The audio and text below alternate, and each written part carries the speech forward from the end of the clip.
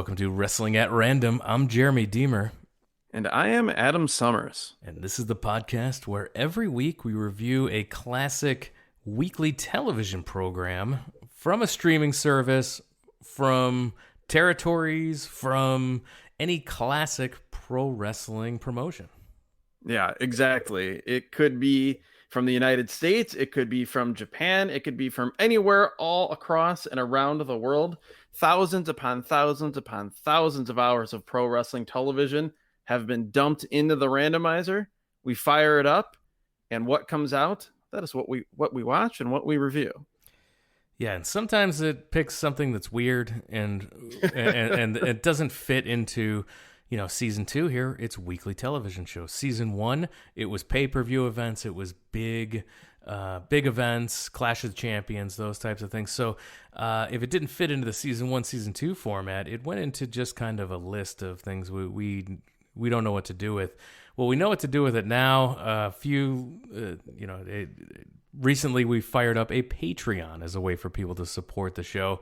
Patreon.com/wrestling at random. There we have bonus content. So that's where those one-off matches, 2 or 3 matches, that's where those went, was to the bonus content. So every single week we put out more shows on Thursdays. You get this show every single Sunday on the free feed. The bonus feed is updated every single Thursday, and there's multiple tiers that you can support the show. One tier gets you all that bonus content, but there's another tier available that's a little higher, and you get a special prize with that one.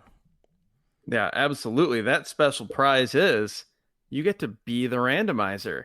You get to executive produce an episode of the show. You get to pick something for us to watch.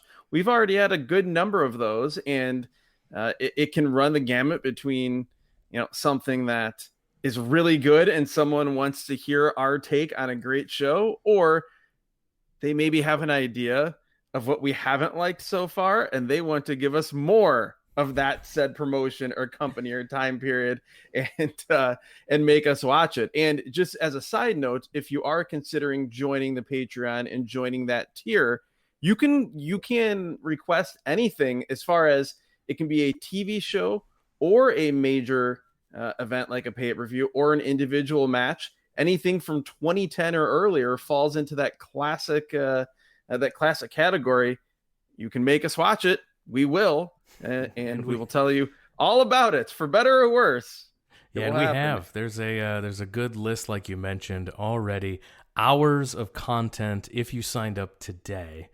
Well into the double digits by now, if you're listening in linear fashion, in terms of episodes in the Patreon feed. And when you subscribe, yes, you get all the episodes coming up for the duration of your subscription, but all those past episodes in the Patreon feed that you mentioned, those are all right there. So if you want to hear us review a hustle show, that crazy fighting opera of a promotion from Japan, that's sitting right there for you when you sign up.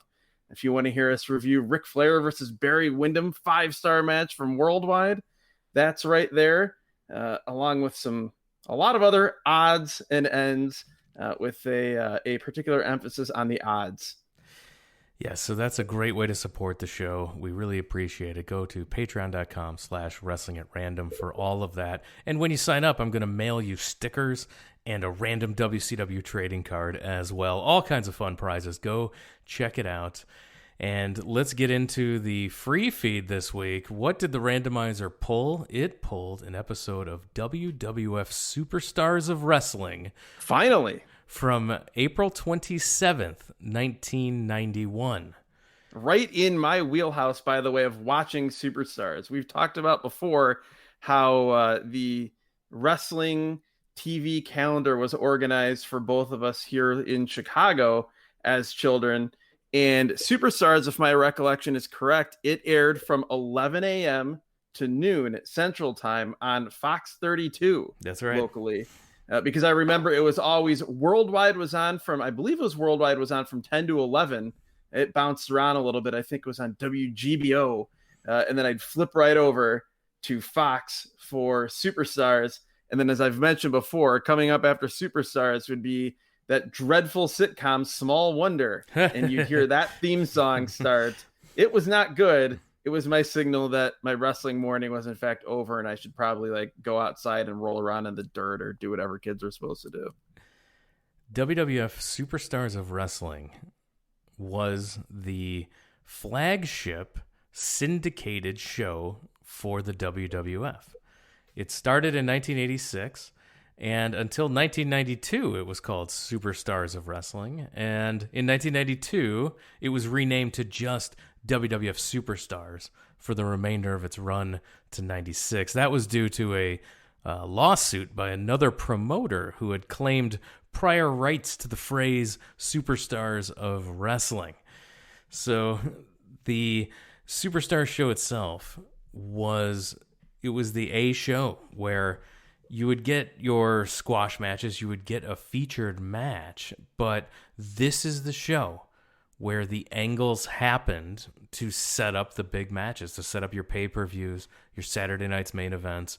This was the show where the angles would happen, and all of the other shows, Wrestling Challenge, Primetime Wrestling, Spotlight, you would see clips from the thing that happened on Superstars, which we referenced if you go back earlier in the season and listen to our Primetime Wrestling episode with that episode leading into WrestleMania 5 in 1989. We talked about that, how there would be the big angles. As you said, Superstars was the A show. Everything happened there. A lot of interviews, a lot of squash matches, and a lot of times that big angle that would set up not only the pay-per-views and the Saturday night's main events, but also the matches that you would be going to see in your local arena in the house shows. Yeah, exactly. And they weren't. We'll get into it on this episode. They weren't as overt as other wrestling companies or territories were when talking about, like, there's shows coming up in Knoxville and Greensboro and Ocala, and saying, you'll see these guys there. It was basically, though, like, they'll tell you these are the important matches and they're going to happen this weekend elsewhere in the WWF. And then you're just left to draw your own connection between that and, whatever local advertising you're seeing. And in a lot of instances, you would get, while you were watching Superstars on your local television station, in the commercial breaks, you would get localized commercials telling you about the house show coming up in your town. Yeah, localized promos from the guys as well, talking about coming to the Rosemont Horizon in Chicago. Oh yeah, God, I miss that stuff. The local promos. It couldn't have been fun for guys taping like 50 different promos for every city, in a day. But as a fan, I mean, I can speak from experience on the WCW side. When I finally got to go to a show when I was 11 years old, I mean, I remember seeing the local promos on WCW shows, and it got me so hyped to hear like the Steiner brothers talking about specifically coming to, the UIC Pavilion in Chicago to try to win the tag team titles. I'm like, oh my God, they're talking about my town. And yeah, you said it, patriotic. That's one way to describe the Open. Yes, it was patriotic, as there was, very patriotic music, red, white, and blue. But it seemed as though the only thing that was associated with America here in this opening was Hulk Hogan. We saw clips of Hulk Hogan in the ring. He was beating people up. He was selling. He was with the troops. He was in a fighter jet. There were literal USA chants cutting through the music here in this opening. And then we dissolved to the Thomas and Mack Center in Las Vegas, Nevada, the gambling capital of the world, as a very excitable Vince McMahon tells us. Yeah, your commentary team is the aforementioned Vince McMahon, joined by the Macho Man Randy Savage and Rowdy Roddy Piper. That crew, my God, just the visual as we see them green screened in front of a blurry crowd of these three men. Randy Savage on the left, Vince McMahon in the middle, and Rowdy Roddy Piper on the right. I'm just, as I see this, I'm thinking, wow, this is either going to be really entertaining with these two men providing color commentary for Vince McMahon, or it's going to be an absolute train wreck, because it's testing the bounds of whether you can ever have too much personality on the screen or in your ears at one time. I already don't like a 3-man booth in my commentary team, and You've got the Macho Man and Roddy Piper, who both can talk and can go Forces and of have nature. things to, they have things to say. Yeah.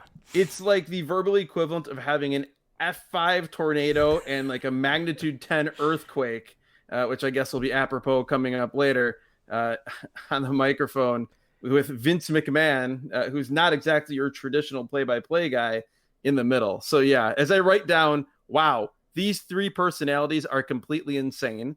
Then they run down the card. One of the things that we'll have on this program is the funeral parlor segment with longtime friend of the program. At least we're a big fan of him in his other incarnation.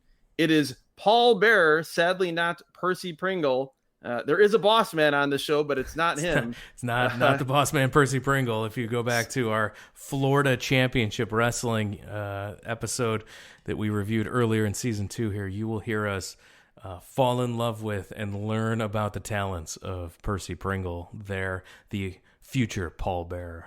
Yes, here he is, Paul Bearer, the man with the urn and the pale face and the jet black hair. That is the manager of The Undertaker. So that is one of the things we have to look forward to. But the first thing that we have to look forward to is some hard times. Well, yeah, before we get into the opening match, I want to set the stage of where we are chronologically here. Where are we in 1991? We saw that Hulk Hogan's the WWF champion in our patriotic opening. That's because we are just on the heels of WrestleMania 7. So WrestleMania 7 had just taken place. Which that took me a second to figure out as we watched this show, because they don't really talk about it that much. And there's some of the angles or these stories are continuations from that, which I'm assuming is a way of just, the immediate post WrestleMania house show loop usually is still that. Yep. It's rematches. I mean, Exactly. They called it, I don't think at this point, but years later, and for quite a few years, it was the WrestleMania Revenge Tour. And you'd get about 6 weeks going around the country of WrestleMania rematches. Exactly. And that's really where a lot of this was just continuations of the WrestleMania feuds. Macho Man had been retired by the Ultimate Warrior at WrestleMania 7, so that's why he's on the commentary team. However, reading the results from these tapings, he wrestled on every single taping. So wow, he was retired, but still working a lot of these matches. So it was that was strange, and doing commentary here, and so that's where we are with. We'll get to some of the feuds at the end of the show.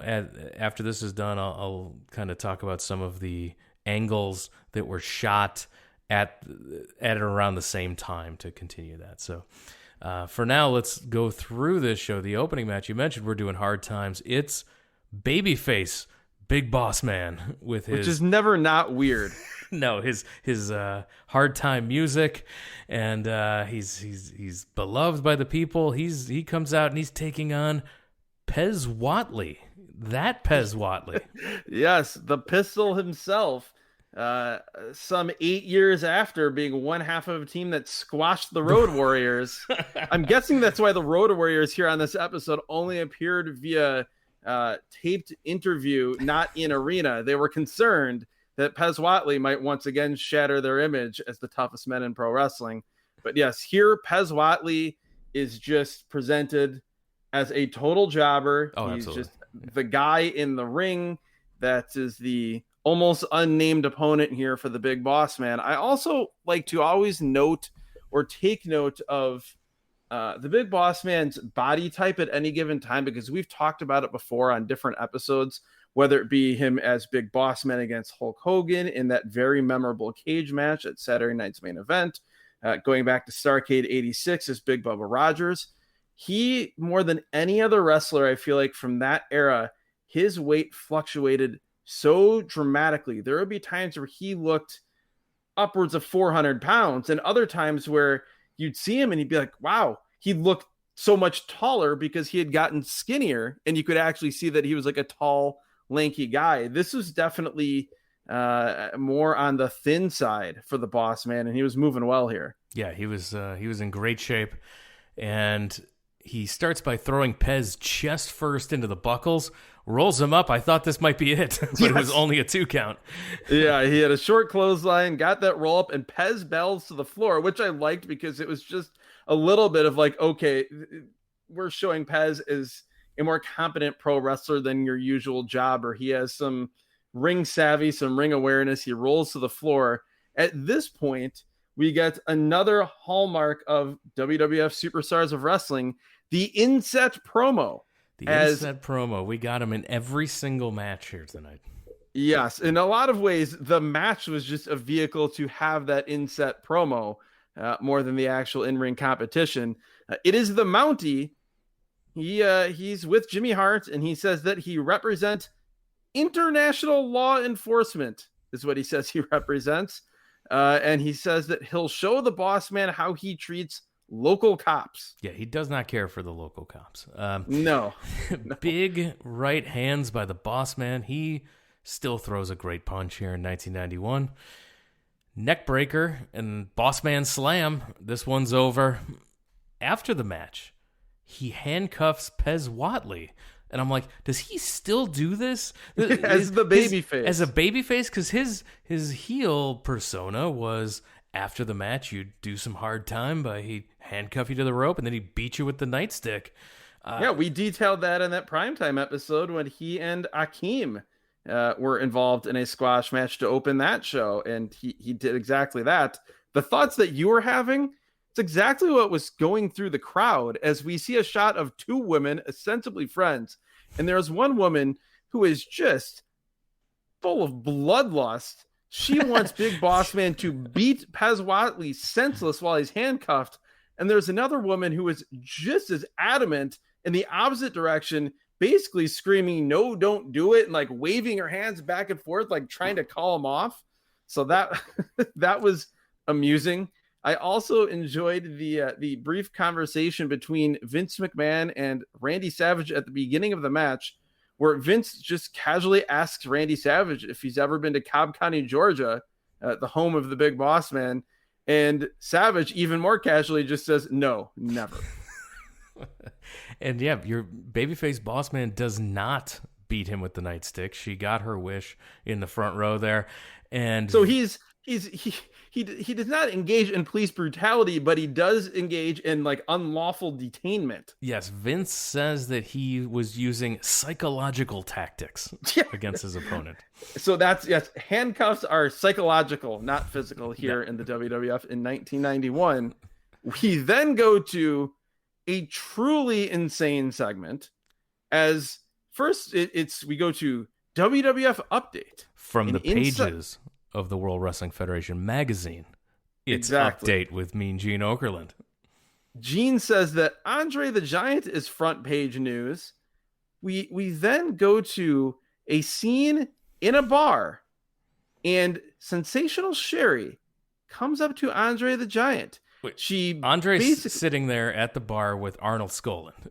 Yes. Well, we never actually see his face, or we barely do. But yes, he's sitting at the bar with Arnold Skaaland. She basically comes up and just shoves Arnold out of the way. She kicks him out to talk to Andre at the bar. Yeah, and she says, "What a man!" And she says she wants to be his manager, and she says she'll do anything to get it. She'll do anything to be able to be his manager. And then Andre says, "Anything?" And in the creepiest way possible. It was so creepy. Creepy, like in terms of how he sounded, but even more this extreme close-up. We get a camera switch to this extreme close-up of a googly-eyed, giddy bugging out Andre of his head. the Giant. Big smile, creepy. And what does the man do? He grabs Sensational Sherry, puts her in a hammer lock, bends her over the bar, and proceeds to spank her. He does. Not only does he do this, we get a camera change so that this camera switch now is showing from directly behind Sensational Sherry. We get the view as Andre the Giant spanks her in the bar. She leaves angry, and Andre just keeps drinking with Arnold Skaaland. This was Arnold comes back. Weird segment, and that was the entire Update segment. That was it. It was truly bizarre. Like, we have Gene saying an inside look from the pages of World Wrestling Federation magazine. We go to the bar. Andre the Giant sexually assaults Sensational Sherry. Mm-hmm. We go to commercial. We come back, and here comes the Undertaker. The next thing we hear is his bell tolling, and we're on our way to the next segment. Yeah, like it was so weird. They accompanied by Paul Bearer, the Undertaker makes his way out. His opponent, Larry Ludden. Yes, Larry Ludden definitely looked exactly like a jobber should look. I'm just going to say off the bat, I loved everything about this segment. Larry Ludden just being a total loser. Yes. The Undertaker being terrifying. Children, we get these multiple shots of children in the crowd looking absolutely frightened, like they're just frozen in fear. Close-ups of their faces as they're just not moving, they're not blinking. They look terrified. And the best part about this is that Vince McMahon, Randy Savage, and Roddy Piper all sound completely different here calling this match. They're very reserved. They're quiet. It's as though, in a not like overdone way, they themselves are scared and intimidated of and by the Undertaker. Yeah, this is peak monster Undertaker, where he does no selling whatsoever. He's got his classic look with Paul Bearer. This is at the peak of his destruction here, and it's the most Undertaker he ever was. 100%. And yeah, like you mentioned, they're putting over the seriousness of this guy, and you know, they were talking about his feud and what he had done to the Ultimate Warrior. This was a match for a backdrop for that. The most memorable angles of my childhood, maybe the most memorable WWF angle that I can recall, and I would have been about just under 10 years old around this time. They spent quite a lot of time talking about the funeral parlor segment where the Undertaker attacked the Ultimate Warrior and then locked him in the casket. And this was, if you remember, it was an incredible segment because they lock the Ultimate Warrior in the casket, and then this goes on, I believe, if I remember correctly, over the course of several segments where you have Tony Garea and all the other WWF officials coming out from the back trying to get the casket open. They can't. If I remember, there's some sort of, whether it was a saw or something else, like they have to bring out actual like tools to get this thing open. And then when they open it, the entire inside of the casket is completely shredded from the Ultimate Warrior desperately trying to get out. That's right, and they had to perform CPR on the Ultimate Warrior afterward. And I went back, and because I remember that from vividly as a child, so I went back and read Dave Meltzer's review of that angle in the Wrestling Observer newsletter. And he was less impressed than childhood me was, because the doctors performing CPR were, like you mentioned, Pat Patterson and Tony Garea. And so I'm like, yeah. From the local medical facility. I get it, because as I got older, I would see Dr. Sergeant Slaughter out there and know that this was not as serious of an angle. Yeah. So no, this was, they were putting over the entire time this match was a backdrop to them talking about, they still can't believe what had happened to the Ultimate Warrior at the hands of the Undertaker. Piper had, I thought, maybe the most effective line, or most effective couple of lines of any announcer on this show, where he starts talking about those 10 seconds between consciousness and unconsciousness and what that must have felt like for the Ultimate Warrior when he was inside that casket. And I just thought it was very well done. And in some ways, they did the impossible in that they made something so over the top between two incredibly cartoonish characters seem very like real and psychologically terrifying. I was very impressed. Yeah, and instead of, because the Warrior's out, obviously selling this injury, instead of getting the inset promo from the Warrior, we got an inset promo from Paul Bearer and the Undertaker talking about how they locked the Ultimate Warrior in the casket. And the announcers also throughout this match speculate about basically, does the Ultimate Warrior want to fight the Undertaker?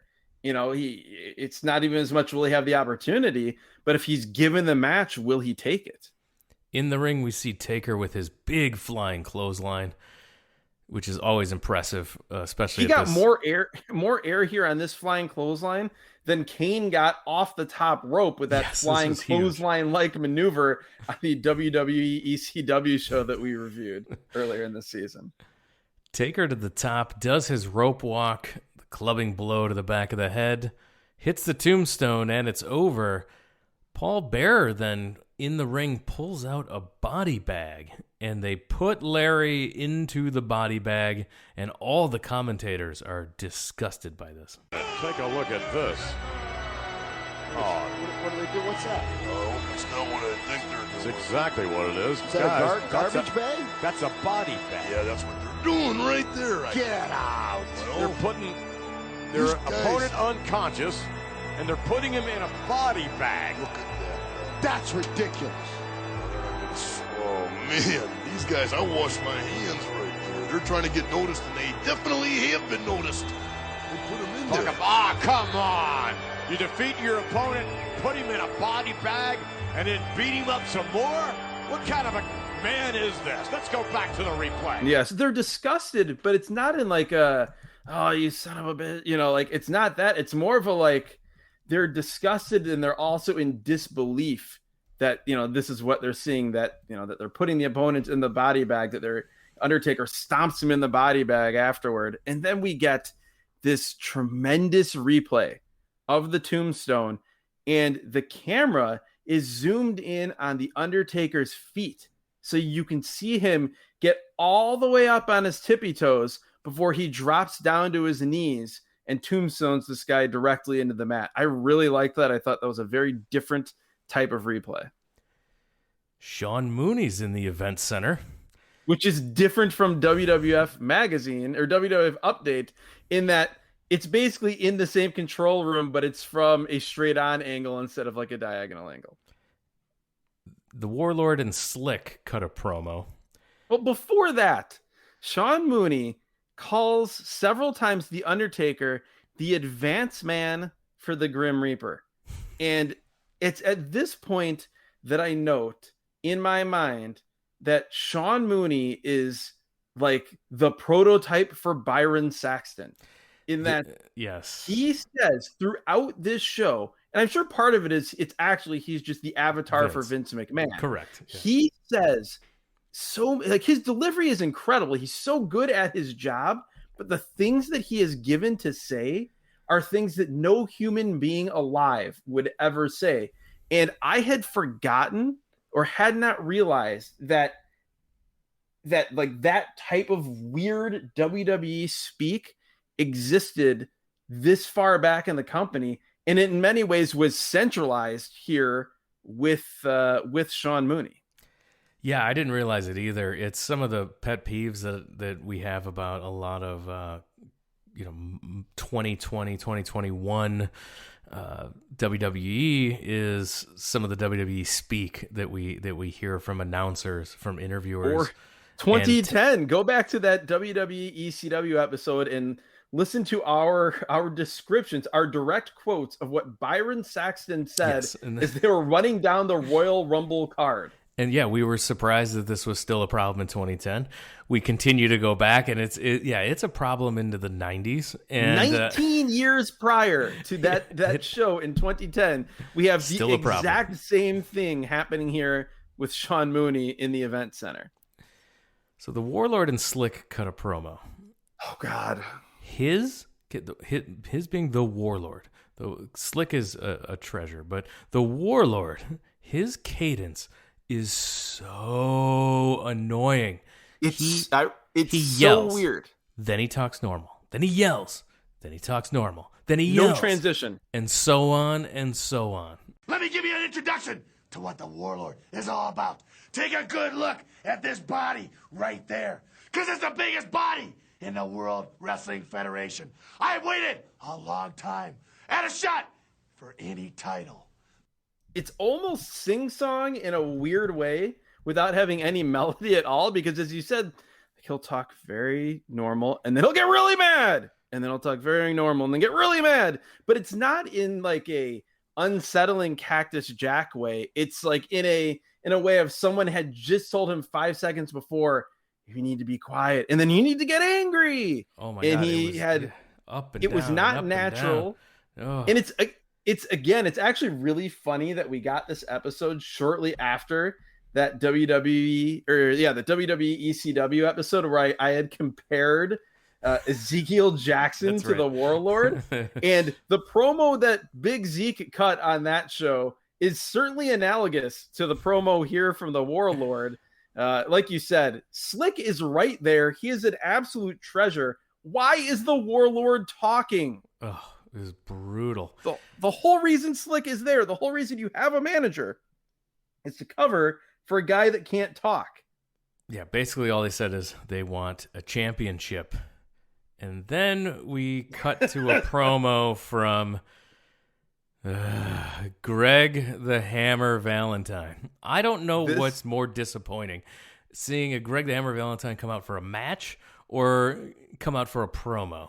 A promo. By far, this promo was awful. Oh, horrendous. So much worse than that promo that he cut on that All-Star Wrestling show from 1982. And that one was just long and meandering and just kind of a little almost poser-like. This was it was the entire time on the verge of completely falling apart. He starts his promo with, and I quote, Greg Valentine right here. He says, Greg Valentine right here saying I have survived another WrestleMania and the wrestling is going to go on and on. And he says a bunch of other things. He talks about winning the Intercontinental title from Mr. Perfect. And wouldn't that be perfect? No, first he's like, hey, I'm willing to go for the tag titles if I can find a partner. Yeah, if I can find someone who wants a tag with me. I'm like, good luck, dude. Nobody. And then he's also it's like a little pathetic. Like it was like, super pathetic. I don't know if I can find anyone to tag with me. Like he's trying to talk like he's this championship level wrestler, and then he's basically lamenting the fact that nobody on the roster wants to be his friend. Yeah, and then he follows it up with, so if I can't find a partner and go for the tag titles, I might as well go for Mr. Perfect's IC title because I used to be an IC champion back in the day. And then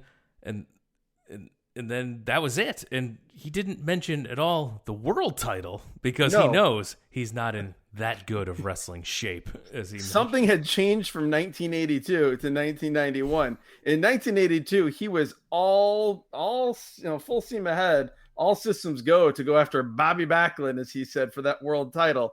Clearly, he was unsuccessful in that endeavor, and he has now realized, to some extent, his station in life. This promo ends with him saying, I'm fighting and I'm proud. It also was so weird because you could not tell at all via this promo whether he was a heel or a babyface. The only clue was that he was thinking of challenging Mr. Perfect, which I guess means that Greg the Hammer Valentine was a babyface. Oh, I forget that we reviewed a show where Greg the Hammer Valentine was a babyface, and it was gross and weird. And it was not good, not advisable. Oh no, was that WrestleFest? Was that the WrestleFest tape? It very well may have been the WrestleFest tape. Yeah, there's been so much Greg the Hammer Valentine on too much podcast. Randomizer, way too much Greg the Hammer Valentine. One podcast where we reviewed multiple Greg the Hammer Valentine matches. That was the most unusual matches tape in the archives. You'll never find someone more upset at multiple Greg the Hammer Valentine matches than this guy. Jeez. Well, then we have he's the worst. Man, we move on to a second worst. The Genius. And the first thing, I can never see Lenny Poffo without thinking two things. First, that he was under contract to WCW for a six-figure sum for multiple years and never wrestled a match for them in the mid to late 90s. And also And if you're a big Audio Nightmare listener out there, particularly a fan of New Japan Pro Wrestling, you'll remember this. His brief run, as in 2 shows, doing play-by-play for New Japan Pro Wrestling in like 2018 or 2019. He was following Don Callis, right? This was like after Don Callis left. They were trying out different guys. Yes, after Don Callis was not going to be appearing there as much, they were using a bunch of different guys. Excalibur before AEW did a few shots. They had Caprice Coleman, all different sorts of people. And then they had Lanny Poffo. It was bar none the worst thing I have ever heard on a pro wrestling show when it comes to commentary. The worst. So that's all I can think of here as I see the genius. And what does he have? Because he's the genius. He has a poem for us all, Howard Finkel tells us. It's Jim the Hacksaw Duggan and his mighty 2x4 versus me. I am the genius with intelligence galore. I'll use my convoluted wit and take him by surprise. And then I steal his 2x4 and straighten out his eyes. Oh my goodness. So after this poem, first of all, he's announced this from Downers Grove, Illinois, which always gets a pop from me. Yes. His shoot hometown of western suburban Chicago. And I'm watching him do that poem, and I just can't stop thinking, like, how are you the brother of the Macho Man Randy Savage? How is that possible? He's Keith Gretzky. There's always every great sports star has a lesser brother who like barely made it or made it to like 1 or 2 levels below, and probably would have not even made it that far if he wasn't the brother. And you have never seen a more picture perfect example of that than the genius Lanny Poffo here as his brother, the incredibly talented Macho Man Randy Savage, is on the call. So he's going to steal Duggan's 2x4 and straighten out his eyes.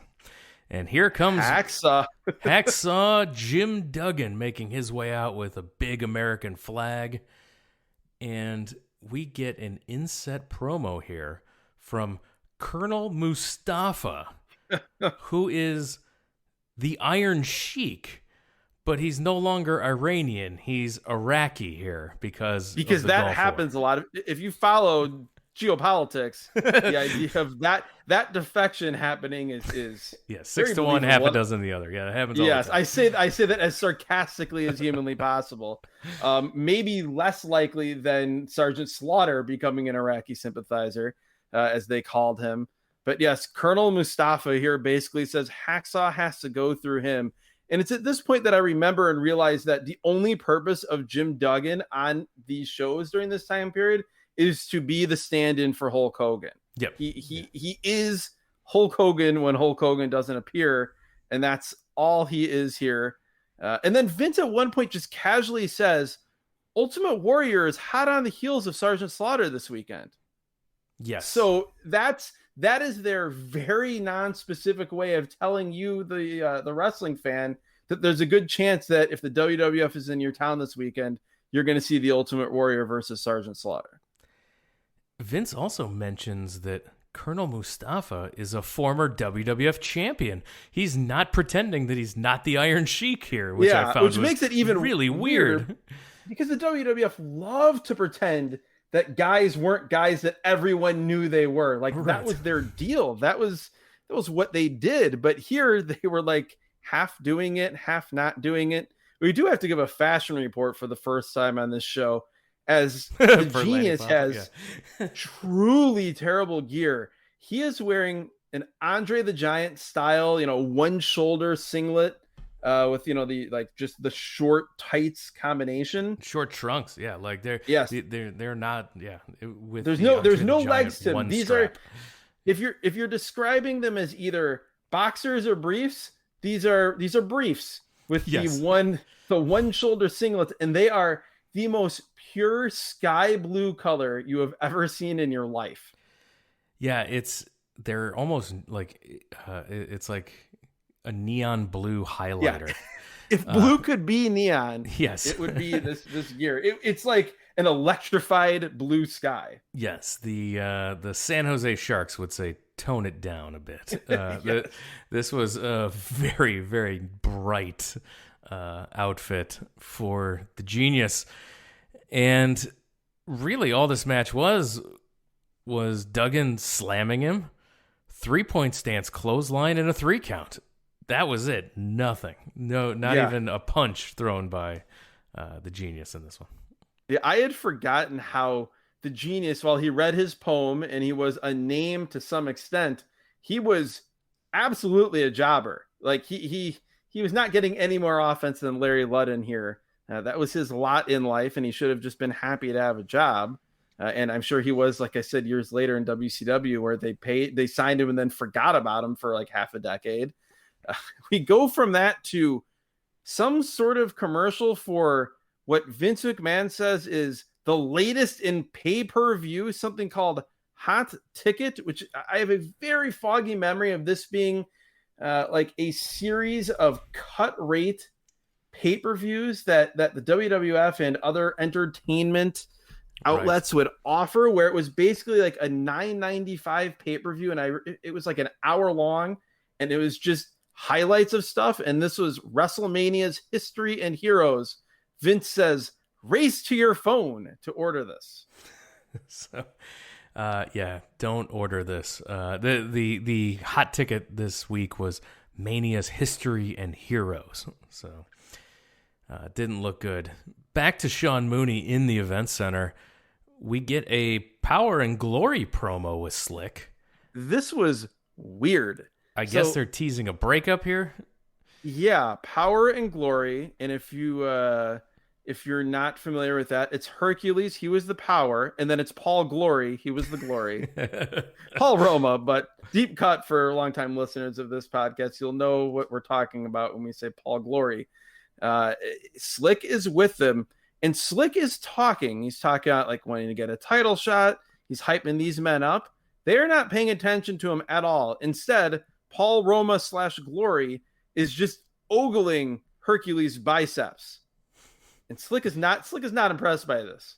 No, and so Slick he's trying to cut a promo, but with Roma just talking about Herc's arm over him, he storms off. He just walks off. So, but then he comes back at the end as the interview's over, so he doesn't get to say anything either. So this was weird. It was different. The Nasty Boys are the WWF Tag Team Champions here, and they cut a promo.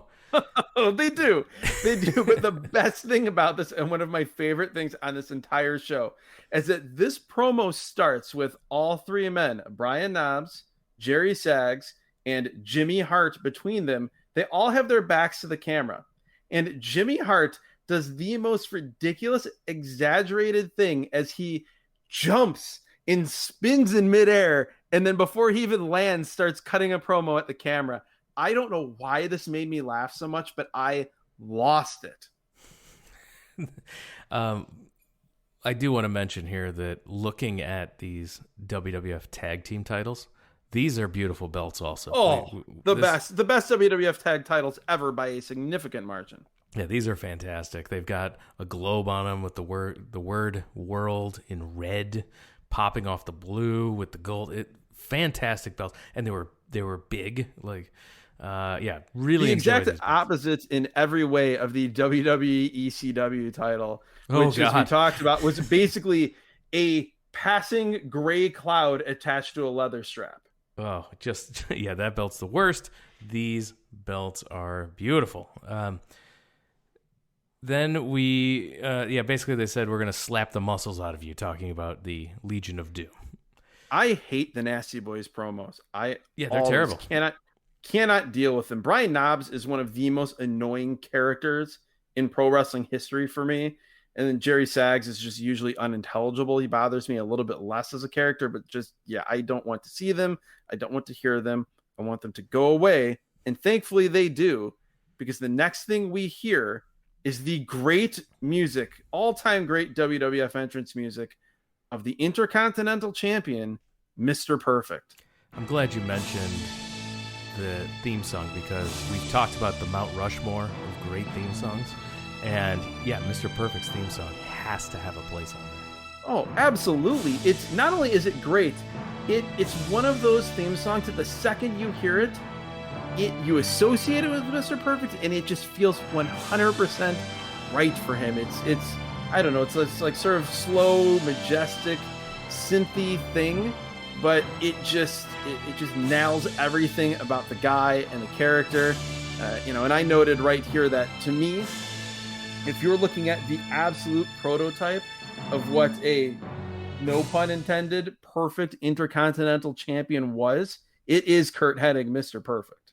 100%. And we hear Howard Finkel announce that he's making his way out with the perfect manager, Bobby the Brain Heenan, which got a good chuckle out of me.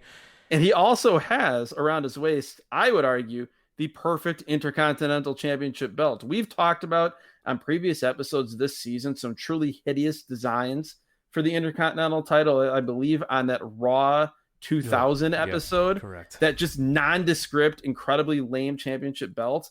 This is without a doubt the best version of the Intercontinental title. And I would make an argument that I would put it only second to the NWA World Television title as the best looking and most iconic secondary championship belt, in my time as a wrestling fan. 100%. And it is absolutely a gorgeous championship here. And we get Perfect wearing the belt, going up to the second. He's on the middle rope. He tosses the towel behind him over his head, and Heenan catches it with a big smile on his face.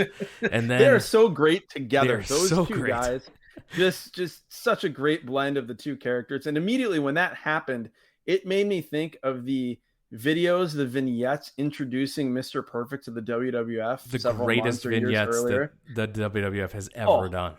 Without a doubt. Him hitting like 3-pointers from across the basketball court backwards. Him wasn't it like where he threw a football across the field? Himself a pass. Yes. He threw a Hail Mary to himself. He's running track and doing he's doing hurdles and everything. And he's playing baseball, and you've got like Wade Boggs going like, wow, what a guy. This guy's amazing. Those vignettes were incredible. Just if you haven't seen them, go do yourself a YouTube favor and head there and look at Mr. Perfect vignettes. They were the best thing WWF has ever done for vignettes. Absolutely. Well, and also, like, when I was watching this, and when I was watching him, it just made me think, I guess, reflect on a lot of times when WWF would bring in guys that were, relatively big deal, guys that were fully formed wrestler, fully formed character from a different promotion, and then give them a new WWF character. Sometimes it just wouldn't work. It would feel weird. You think of Barry Windham as the Widowmaker as one example. Here, Mr. Perfect, Curt Hennig, I should say, was born to be Mr. Perfect. He was absolutely born to be this character. We've talked about both on the free feed and on at least one episode on the Patreon feed. We've seen Curt Hennig in the AWA, in different forms, him wrestling Nick Bockwinkel, him teaming with his dad, Larry the Axe Hennig, versus the Road Warriors. And you could see glimpses of what he was going to be here in this match. And this is a very, very quick, basic squash match with him versus Randy Taylor, who is just a tremendous borderline untrained jobber with a horrendous hairline and a yellow ring jacket. But Mr. Perfect in this match looks like the greatest athlete in the history of professional wrestling. There is one spot, which we'll get to, which I rewound and watched 3 times just because it was so simple, but just beautiful in terms of the fluidity and the athleticism that Curt Hennig showed. We'll get there. Yeah. He so after he tosses the towel, he's still there. He spits his gum into the air out of his mouth and just swats it with his hand. It is, as a kid, I would practice that so many times to be like Mr. Perfect. That was so cool. He's the best. So you mentioned his opponent, Randy Taylor. We'll do a quick Fashion Corner. This guy is a great, gross jobber. We love our jobbers. just hideous, and this guy fits the bill. He's got terrible balding hair, no body at all, and just plain black short trunks. And again, that like yellowish gold jacket that now you would find at a thrift store, and probably now like it would be something cool for kids to wear for night on the town. But here he just looked like the high school gym teacher that thought he was 30% cooler than he was. Perfect just pushes him into the corner and chops him hard. Takes him down with a snapmare, and Perfect flips over him with his neck snap. Oh, the rolling neck snap. That was my favorite move as a kid. I don't know why, but I loved that move, and I wanted everybody to use it. I remember thinking how much better Mr. Perfect did it than Terry Taylor, though, when Terry Taylor would go on to, again, be a heel in WCW as the tailor-made man. He would do this, and it was no Mr. Perfect. No. Perfect with a leapfrog. And then he hits a perfect drop kick. This was awesome. This leapfrog was incredible. So Randy Taylor here, who my notes on him were, this guy is so small and pathetic, which I think pretty much nails it. But he goes for a backdrop, and all in one motion, as Perfect is bouncing off the ropes. It's not like a leapfrog where you're just standing and you jump and you don't cover any ground. He, in full stride, leapfrogs across and over Randy Taylor, hits the ropes, and again, in full stride, all in one motion, hits this incredible running drop kick right to the face. That's the spot I was talking about, where it's just like, wow, this guy is an unbelievable athlete. Then he yells, "Now you're going to see a perfect plex." He hooks the fisherman suplex, gets the 3 count. Heenan towels off Mr. Perfect after the match like he broke a sweat. And he's got a serious look on his face. Heenan's got this serious look on his face, toweling off Perfect. I was howling with laughter. Who does not have a bead of sweat on his body, which that's where the comedy comes in. I will say that comedy much more effective than this terrible Davey Boy Smith inset promo where he's like, it's Winston, his dog is talking for him. It's dumb. It's bad. And it's also another one of these things where we have an inset promo with Davey Boy Smith here during this Mr. Perfect match. And so they're kind of telling us that Davey and Perfect are going to wrestle, but they don't explicitly say that.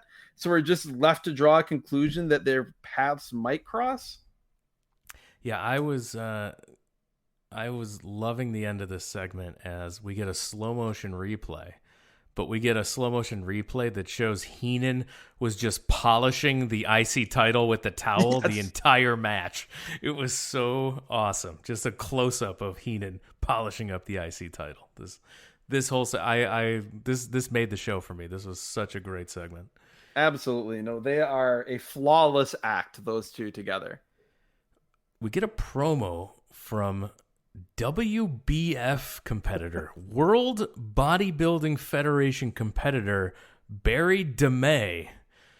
And he talks about his calves, and he's a bodybuilder.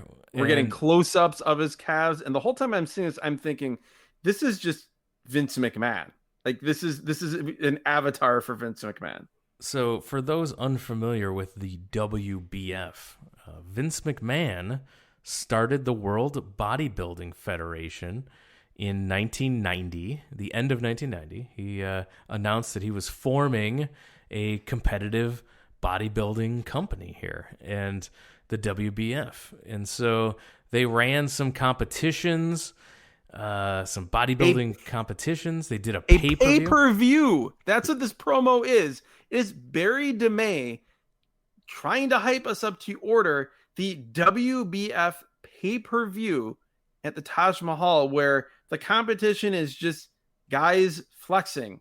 The other really only noteworthy thing about the WBF, other than that it was a miserable failure, is that was how they initially introduced Lex Luger into being in the WWF. Lex Luger was scheduled to participate on the 1990 competition on pay-per-view, but he was involved in a motorcycle accident prior to the event. So instead, he appeared on the pay-per-view for an interview via satellite on the pay-per-view broadcast. So should have been an omen for Luger's WWF run. I also just want to note how coming out of this segment, Vince McMahon sounds like the saddest man in the world, trying to hype the WWF while also sounding completely resigned to that this venture, which I'm sure if he could choose, he would rather be promoting this than pro wrestling. 100%. Yeah. He is so resigned to the fact that this has been an utter failure. Yeah, they would eventually try to bring in Lou Ferrigno to be the star of the WBF. Think of how many fewer Comic-Cons we all would have seen Lou Ferrigno at if the WBF really took off. I just always remember going to those, and like it was two things. It was WWF Superstar Virgil, or Wrestling Superstar Virgil, and then with a slightly bigger crowd, which would be a bigger crowd than Virgil would draw, you'd have Lou Ferrigno in the booth next to him signing autographs. Yeah, July 15th, 1992, the WBF was disbanded. And we're also told that Bodybuilding Lifestyle Magazine will be available this Tuesday. Yes, with Barry DeMay on the cover. Good times. There you go. We go from that. It's also a tremendous visual, and we go from close-ups of Barry DeMay's bulging calves to the next human being that we see is an extreme close-up of Paul Bearer. His guest on the Funeral Parlor interview segment this week is Rowdy Roddy Piper. Piper's coming out with a slight limp, which Vince calls out. But he says he doesn't have the crutch anymore, so that must mean he's ready to go. This was around the time of Roddy Piper having to have, I guess, his first of many hip surgeries. Yep. Because then apparently like the angle or the bit had been that Ted DiBiase, who he was feuding with, had said that Roddy Piper was the Bo Jackson of the WWF. This was around the time that Bo Jackson, the legendary two-sport athlete, had his, I think it was like necropsy of the hip. Basically, his hip was withering away to nothing. It was literally dying. And so that was the comparison they were drawing here. Piper says to Paul Bearer, "A little sunshine would be in order, friend." And then he makes some Addams Family jokes. He talks about Ted DiBiase. He's ranting, and as you know, he's completely incoherent at points, as well. Piper He is wont says to do. He says something about that when Ted DiBiase was born, your mom brought the limo out and changed your diapers there. When I was a kid, they cleaned my butt with sandpaper. I had to walk to school. Then he calls Ted DiBiase's girlfriend, who at this point, like, I don't know who he's talking about. Then we eventually figure it out. He calls her the bride of Frankenstein. So he's talking about a defense system that he knows, and he tells Paul Bearer to hit him from behind. He turns his back to Paul Bearer. He says, "Hit me." I see Virgil sneaking out behind Piper. Paul Bearer winds up his fist, but Virgil grabs Paul Bearer's fist. Well, and this then was the weird thing it. about. Well, the problem was when I was watching this, I had a completely different understanding of what was about to happen. I did not realize I didn't put the timeline together that Virgil had already finally turned on Ted DiBiase. And so I thought what I see, Roddy Piper turn his back on Paul Bearer and tell Paul Bearer to hit him. And then I see Virgil creeping up from behind, holding something that looks like a briefcase. Yeah, I thought Virgil was going to hit him as well. Well, yeah, I'm thinking exactly what's going to happen is that as Roddy Piper is yelling for Paul Bearer to hit him, Paul Bearer is going to step aside and Virgil is going to waffle him with this briefcase-looking structure. And I'm thinking, wow, that's perfect. This is awesome. I can't wait to see this. It's not what happened. Now, as soon as he grabbed his fist, I knew what was going on. The whole defense system thing made sense now. And, of course, he turns around. He's like, yeah, Virgil's my Patriot missile defense system. Well, yeah, because, again, all the talk of the Gulf War. Yes, everything is very Gulf War themed. And this was, the Patriot. Those were supposed to stop the Scud missiles, yes, if I remember correctly, in the big in-air battle of the missiles. Virgil cuts a horrendous promo as he is wont to do. Whew. Just a terrible, talk about it like a manager type that needed a manager.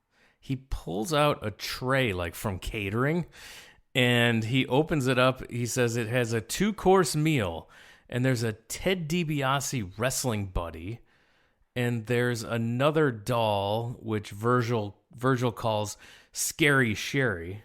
And that's where we figure out that, yes, Sherry Martel, Sensational Sherry, the woman who was just assaulted in the bar by Andre the Giant, is Ted DiBiase's girlfriend. I have no recollection. Again, I was watching the product every week at this point, and a lot of the things are burned into my memory. I have no recollection of Sensational Sherry being paired with Ted DiBiase. 2-course meal. Oh, wow! Look what we got here. We got the Ted DiBiase wrestling buddy. Just wait a second. This is Ted DiBiase and his new main squeeze. Hi, my name's Ted, and I'm really ugly, and I noticed you are too. Would you like a date, you witch? And my name is Scary Sherry, and I need some money. Will you give me some, please? Oh, I've got lots of money, but no friends. Why don't two really ugly, gruesome people like us get together? You see, the idea is being this. You want to pay the piper? Stand aside there, lumpy. No, Piper said Virgil's the only person he can trust, and they're coming to see DiBiase, and they're meaner than the LAPD. So this was all very timely. Yeah. Well, and it was also very weird, too, as you have Virgil, a black man, right, who had been employed / basically implied to be enslaved by Ted DiBiase. He finally breaks free from Ted DiBiase, and then now he is friends with a man, Rowdy Piper, who, when he threatens Ted DiBiase, says that they are meaner than the LAPD, a reference to the LAPD beating Rodney King, a black man, which then was the eventually, when the verdicts came out in that trial, the impetus for the LA riots. It was just a bizarre way to end this promo. Main event time. We've got Earthquake with Jimmy Hart taking on Jake the Snake Roberts. Jake puts the bag in the corner, slides into the ring, and Quake jumps him right away. Which is surprising because they tell us at the beginning of this match, or at the beginning of this segment, as the ring entrances are happening, that Earthquake is afraid of snakes. So apparently he shares something with 1989 Andre the Giant. Yeah, Jake with a couple shots, then he just grabs the bag and dumps the snake out. Earthquake bails to the outside. The match is somehow not officially underway at this point. Yeah, it has not started. Jimmy Hart is in the ring at first as all this is happening. It has not started. A bell has not rung. And like you said, this was almost instantaneous that the snake, Damien, is released from the bag, and Earthquake and Jimmy Hart bail. Not only do they bail from the ring, they bail down the entranceway until a referee comes out. A second referee meets them at the end of the entranceway and tells them, no, you must go back to the ring and wrestle where this giant venomous python constricting snake is. That is the work environment that you must compete in. This ref is so tough that he tells Earthquake and Jimmy Hart this information, and they have no other choice but to return to the ring. And so that same badass ref that just convinced Earthquake and Jimmy Hart to turn it around, get back to the ring, he then gets in the ring. He helps Jake put the snake in the bag. This ref is more courageous than Earthquake. He's more courageous than Andre the Giant. He's not afraid of snakes. Than any of the jobbers on this show. Clearly, no Larry Ludden here, and you're not exaggerating. He gets in the ring.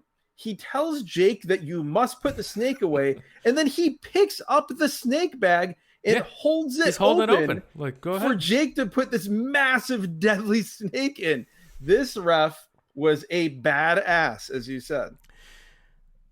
Okay, snake in the corner, but the ref is now demanding that the snake be put under the ring. That was weird. Not a good. Well, yeah, it was weird, and Yeah, it was also an obvious because once this started, I remember the angle that was coming very clearly because this was a pretty vivid memory as a child. But the second that the instruction, the demand is to put the snake bag under the ring, it's like, okay, I can see how this is going and how they're going to pull off the angle that they're about to do. Jimmy Hart distracts Jake and the Earthquake attacks him from behind. Quake now takes the bag out from under the ring. The bag is in the ring, and Earthquake ties Jake's arms in the ropes, Andre the Giant style. Yes, Andre the Giant style, maybe more appropriately, Iron Mike Sharp style. I was hoping that he was going to charge at Jake, and Jake would get his foot up. That would have been better for Jake and his pet snake than what was about to happen. Jake's tied in the ropes. The highlight of this for me is Jimmy Hart taking down the referee. Jimmy, I did not see that coming. This was straight out of MMA. Jimmy with a sweet double leg takes down the ref, gets the mount, full control here for Jake over the ref. It clearly was the original actual referee of the match, because if it was this other ref, it wasn't the other ref. No, the other ref would have he's done the work for the day.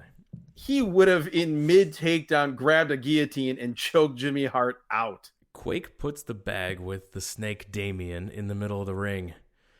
Earthquake pounds Jake a little bit, and he gets a running start. And before that, it's great because he gets up in Jake's face, and Jake is incredible here. He is tied in the ropes, and he's slowly realizing what is about to happen. And like, it's not just the snake isn't just something he brings to the ring to terrorize his opponents. He loves this snake. It is his pet, like a beloved dog or cat. This is his best friend, and he realizes what's about to happen. So he's flailing, he's kicking his legs, and you can clearly hear as Earthquake gets up in Jake's face, he says, and I quote, "The Quake is gonna squash the snake." Which he did. He gets a running start and squashes the snake in the bag by sitting on it. But that move has a specific name, Jeremy. It's the Northern Exposure. Big Josh Big Josh. There you go. And so, but the camera cuts away at the last second to a surprised Sean Mooney in the event center. We caught Sean Mooney by surprise. Then we cut back to the ring to see Earthquake rolling off the bag. Jake is upset. Quake is crying. He's pleading. It's not even like he's saying, "I'm going to kill you." He's pleading devastated with Earthquake to not do this. Vince screams, "Don't watch." Well, I guess that was the first time he screams, "Don't watch." And as you said, it cuts to Sean Mooney, who is cringing in the studio. And another thing that I thought was great, a little touch. We talk about the little things here on this podcast, adding to believability of something like this can be believable. But Sean Mooney, when they cut to the event center, he doesn't even have his earpiece in. Like, his earpiece is hanging out of his ear because he wasn't expecting to be on the air. Quake's going to do it again, and we cut to the event center. That's his pet. That's part of off the rope. Look at it. All right. Although you did not see the senseless and deplorable act just committed by the Earthquake, I'm sure you can surmise its outcome. I promise you, we will not return to the arena until the Walking Natural Disasters rampage has ceased. Well, apparently, we are now going to return to ringside. But let me make it clear, we will return to the event center if the carnage continues. That bag is not moving right there. I can't tell no lie. Somebody get Jake out of there! Finally! Jake's hurt!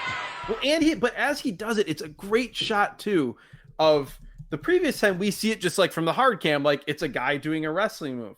When they come back to the ring after Sean Mooney says, like, rest assured, if this gets out of control, we will cut away again so you don't see anything horrible.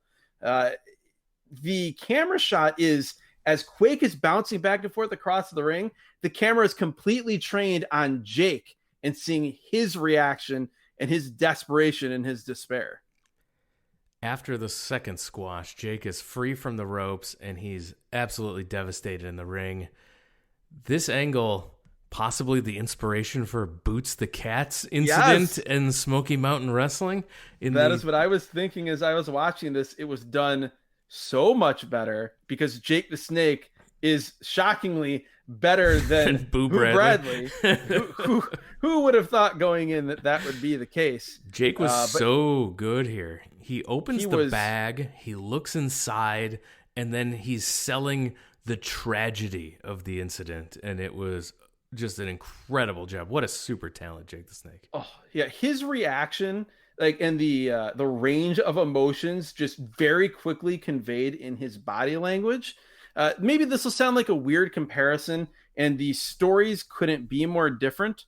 But when I was done watching this segment and just thinking about Jake the Snake here, all I could think of was this was maybe right up there with Eddie Guerrero on that episode of SmackDown. In terms of great physical performances without doing a wrestling move, but just physically conveying emotion and a range of emotions in a very over the top segment, but doing it in a way that is not over the top and is so believable. Like when you're watching Jake here, like I don't want snakes to die, but I don't have any emotional attachment to a snake. But when I'm watching this, like it's emotionally affecting, as weird as that sounds. And it is completely because of just how incredible of a performer Jake the Snake Roberts is here. We go to another incredible performer in the ring, Bill Lucas, who I had to look it up. Talk about this guy's look. This guy, so I looked it up because I wasn't familiar with this jobber, Bill Lucas here. This was his first WWF match. Wow. He wrestled 3 matches total in his career. This match, May 28th, 91 against the Bulldog, and the next day, May 29th, 91, as Bill Luger against Jake the Snake Roberts, and that's this man's career.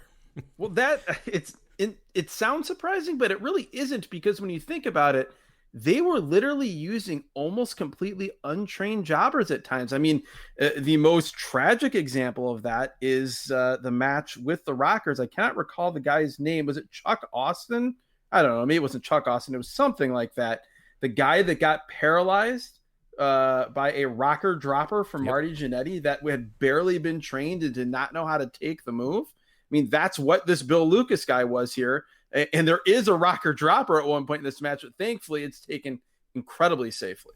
Yeah, his partner is an actual trained professional in Barry O, the O standing for Orton, brother of the Ace Cowboy, uncle to Randy Orton. This is Barry Orton and Bill Lucas versus the Rockers, Shawn Michaels and Marty Jannetty. Tag team specialists, as we hear a half dozen times in this segment.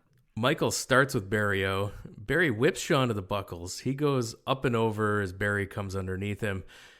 Then he sends Barry into the corner, and he tries to do the same move, but Shawn puts on the brakes, atomic drop, and clotheslines him.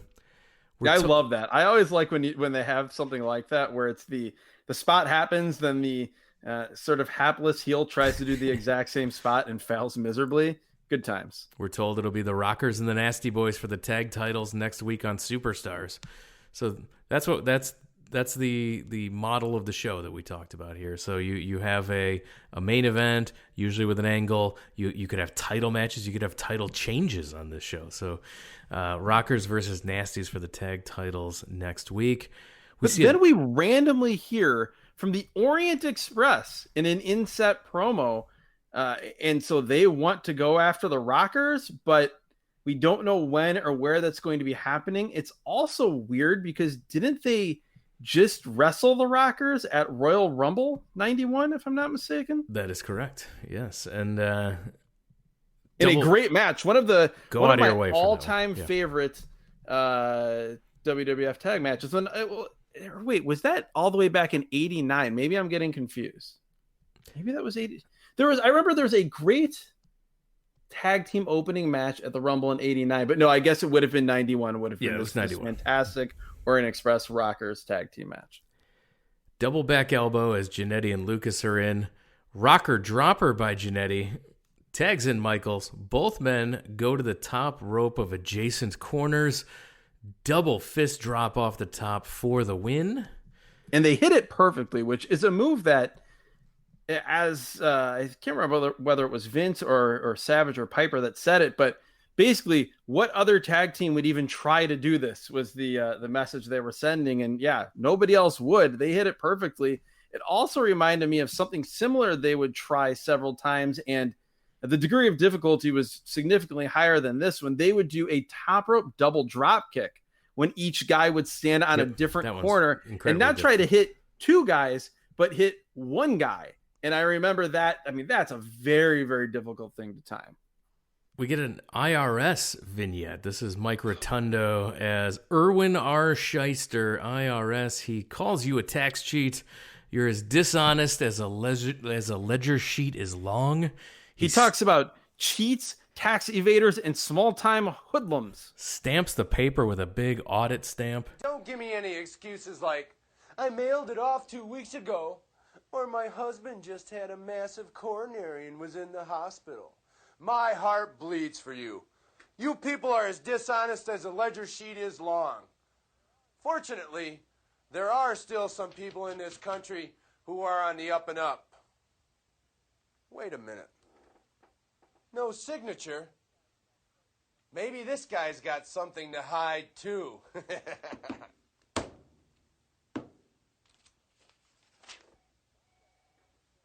Well, my question is, just who is checking up on Erwin R. Shyster, IRS? I have two thoughts on this, by the way. One is that I'm convinced this is Dave Meltzer's office.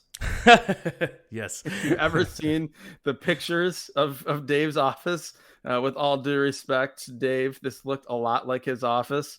The other thing was, this was the absolute peak, or I guess valley would maybe be a more accurate description of the early 90s era of WWF, where it was wrestlers with other jobs.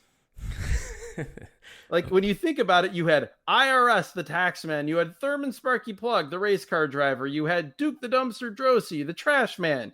You had the Repo Man, who was a Repo Man. It was the Goon, who was a hockey player. Yeah, it was such a weird thing how, like, the character, like, the template for, like, mid-card guys in the WWF over, I don't know, like a 5 or 6 year span was, it was a guy with some other job and that he was a wrestler. But, like, why? If you're the WWF and you're like the biggest wrestling company in the world and you're a star in that company, why do you still need to be a tax man? Why do you need to be a garbage man or, you know, the big boss man, a cop? Where does the big boss man find time to be a cop while he's wrestling every week? I don't know. I hated that as a kid. It was so weird to me. It never made sense. And seeing IRS here just brought all of those things home. We get Event Center promos. These are great because it's just dudes ranting at the camera, but they're in front of their giant logo on a green screen, which they're in front of a Zoom background, basically. Like, yes. I want these backgrounds that I can have during meetings. I would be very happy to get these. Sergeant Slaughter, still very Iraqi here, and he wants a rematch for the WWF Championship. I like how he talked about Hulk Hogan sympathizers, which I don't know why, but that just made me laugh because the whole thing about him being an Iraqi sympathizer. He says, listen up, you scum, you slimes, you pukamaniacs, you Hulk Hogan sympathizers. He then says that peace is for pansies. This is the other thing. When I talked about Sean Mooney earlier and the weird verbiage and these like odd nicknames, like again, comparing that to Byron Saxon in 2010, calling calling Trent Beretta the Boy Wonder, or calling Hurricane the Emerald Skywalker. Yeah. Here he says multiple times, both coming in and out of this promo, Sean Mooney calls Sergeant Slaughter the demented drill sergeant. Yeah, this Sergeant Slaughter being Iraqi angle was a real turning point for a lot of people our age that were coming of age during this time watching wrestling. A lot of people quit watching wrestling during this angle. It was a failure. I mean, you go back to WrestleMania, and they were originally planning to have that in, I can't remember which stadium it was. LA Coliseum. The big outdoor stadium, tens and tens and tens of thousands of people, well in excess of 50,000 people. I think they're expecting to get like 80 or 90,000.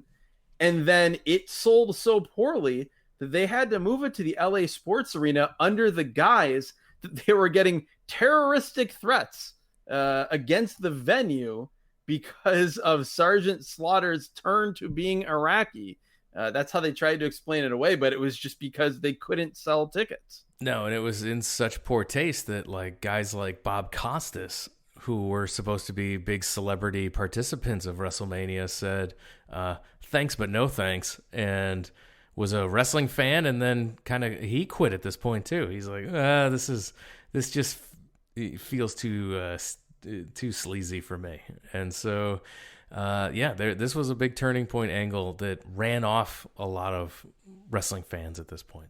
And it was so pointless because, I mean, I just remember back then, even beyond like the tastelessness of it, given the war and everything, just the idea of Sergeant Slaughter in 1991, they had him beat, he beat the Ultimate Warrior. Didn't he use like the scepter from Savage or something? Yep. He used the scepter, won the title, and then he's going to be defending against Hogan. And I just remember as a kid being just not excited about that at all. We get an LOD, the Legion of Doom. The Road Warriors do a promo. They are hungry because they don't have the belts and the Nasties do.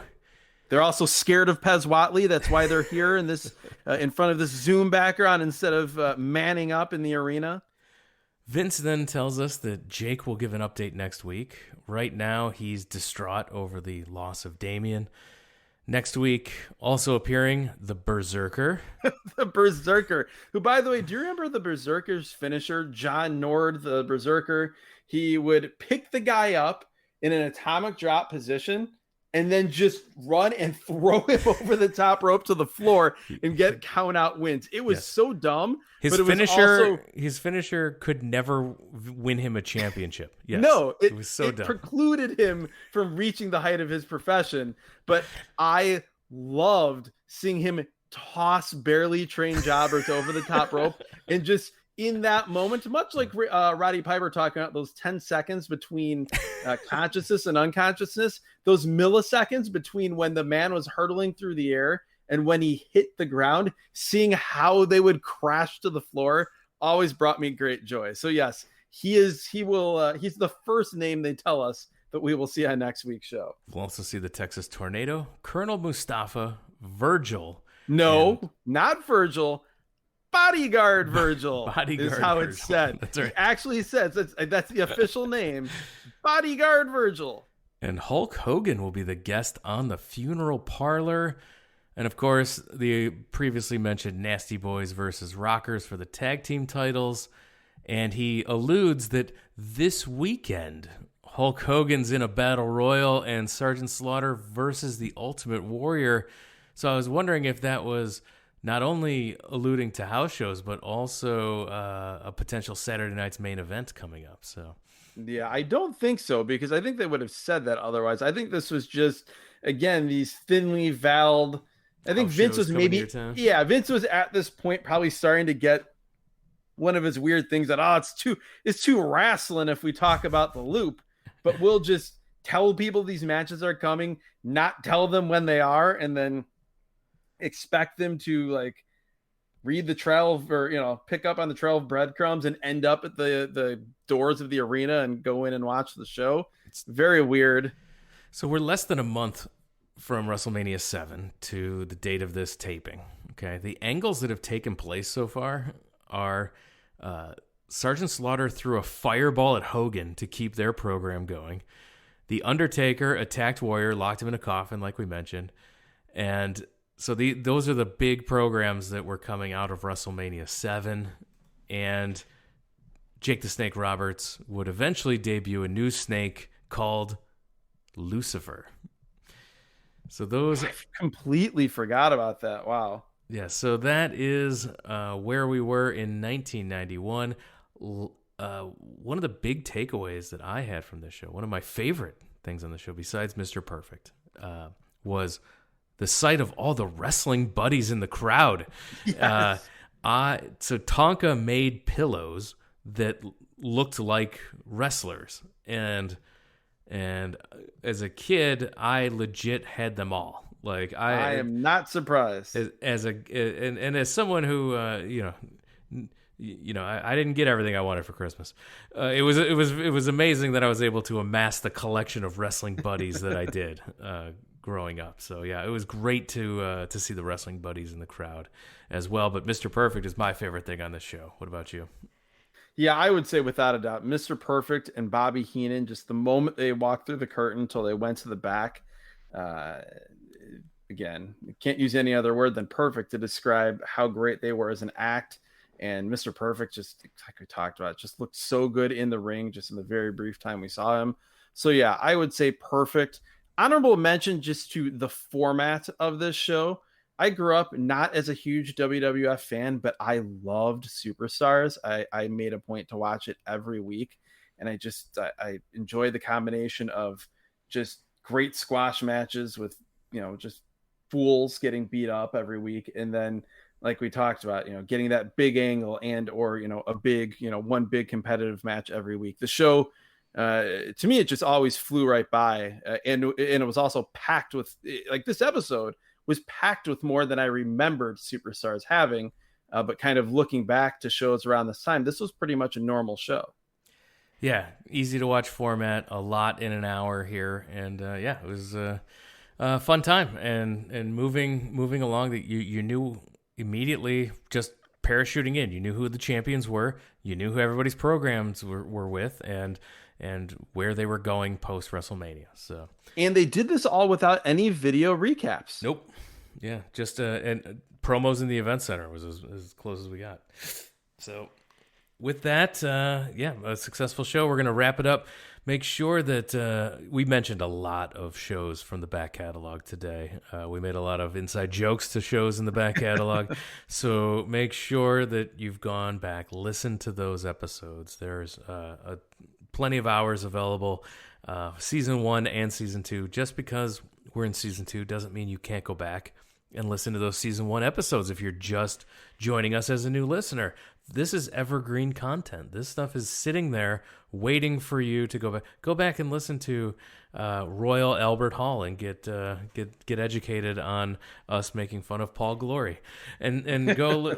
So there's a lot of good stuff in the archives. It's all new to you if you haven't heard it before. So make sure you hit those up. WrestlingAtRandom.com. That has all the links to follow us on social media. Every Thursday, we'll tell you what's going to come out on the free feed on Sunday and what's already in your bonus feed if you're a Patreon subscriber. So make sure you're following us on social media, Twitter and Instagram at WrestleAtRandom. And again, all the links can be found at WrestlingAtRandom.com. With that, we're wrapping it up. Adam, thanks for joining us. Thank you, Jeremy. This was a fun show. I will just say, as we always do, make sure you tell your wrestling fan friends, your former wrestling fan friends, and your former friend wrestling fans about the podcast. They will all get something out of it. Yes, we appreciate your support, and we rely on your support to keep telling people about the show. And with that, we're wrapping it up. So thanks, everyone, for listening. We'll talk to you again next time.